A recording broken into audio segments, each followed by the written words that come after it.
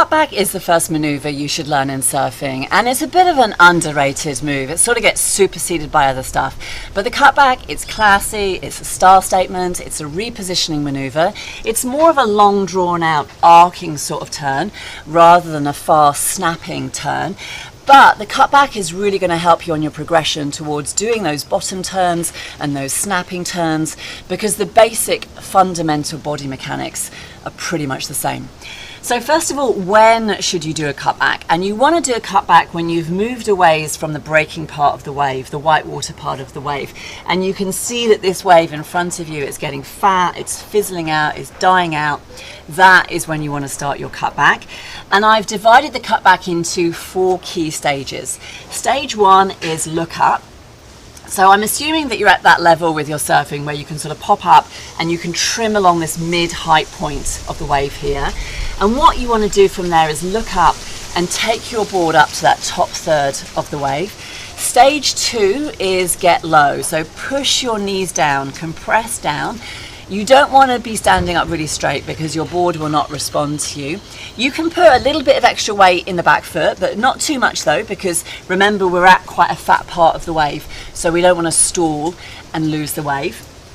And then stage 3, and this is where it starts to get interesting, is you want to look back at the white water here. Top tip, try and look high up the white water. Don't look at the white water down in the trough. And at the same time that you're looking back, you're going to rotate your arms, shoulders, torso and hips and point everything back at the white water. So it's like you're wrapping around on yourself. You can drop the shoulder that's closest to the wave face here. You can touch the wave face here if you want to get good style points. When you're doing a backside cutback, you want to put a little bit of extra pressure in the toes of that back foot. When you're doing a frontside cutback, it's going to be the heel of that back foot. So if you imagine that your surfboard, it has 4 buttons on it, and we have 2 buttons underneath our back foot and we've got 2 buttons underneath our front foot.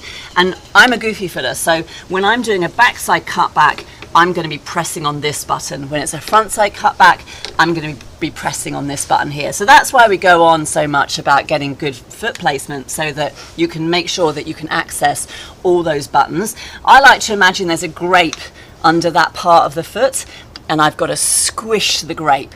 Or you could imagine there's a bug under your foot and you have to squish the bug. The key thing though really is that you want your whole body at that point there to be working together. So if you think of a ballerina pirouetting, a ballerina looks beautiful when her whole body is working together, and the same principle applies in surfing. You don't want some rogue arm, usually the trailing arm, trying to sort of offset you and work against you. You want everything working together at that point, and hold that body position for a few seconds.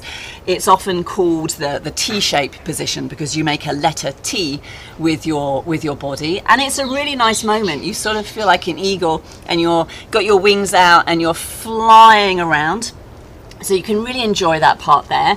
And then stage 4 is you want to aim the nose of your surfboard to hit the white water. Before it hits the white water though, we've got to start the counter rotation.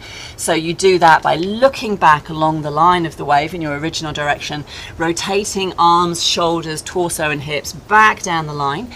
And then you're going to project down the line with this new burst of speed and power, because you've reconnected to this power pocket of the wave. So you feel like you've been in a slingshot, and you're getting like really a nice burst of speed down the wave. So I really like doing cutbacks. I think they ensure that you get really nice long rides, and there are going to be some breaks where it's almost necessary to cut back, otherwise you can sort of outrun the wave because they're so mellow. So in this area here, I'm thinking of places like Playa Carmen, Mar Azul, Cabuya. They're excellent training grounds for learning the cutback.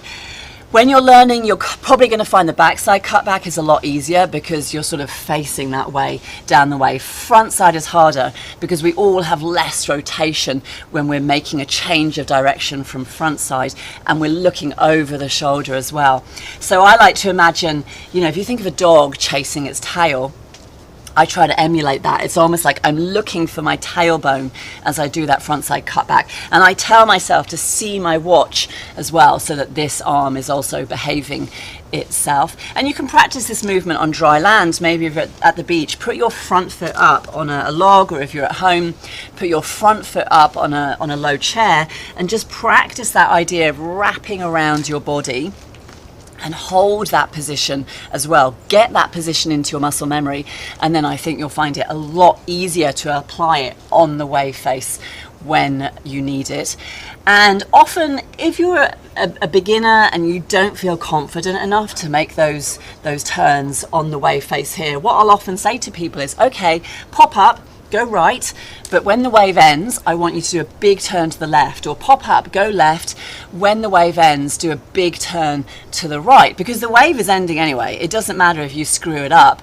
And I think what those students soon figure out is that actually they can pull off those big change of direction turns, and they start trying to apply it onto the wave face. Or again, if you're a total beginner and you don't feel confident enough yet to make those big change of directions with your board, then what I'll often say to people is, okay, when you see that wave is closing out, when you see it's ending in front of you, just try and turn and point the nose of your board straight towards the beach. Do that drill 8 to 10 times, and then I think you'll start to gain the confidence to do those more wraparound turns, those change of direction turns. Okay, so that was just a brief introduction to the cutback. If you like this video, don't forget you can always subscribe to the channel, and that way you'll stay up to date with all the fun shenanigans on here.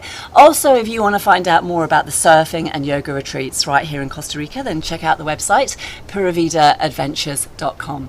Okay, good luck with that. Thank you very much for watching. Bye.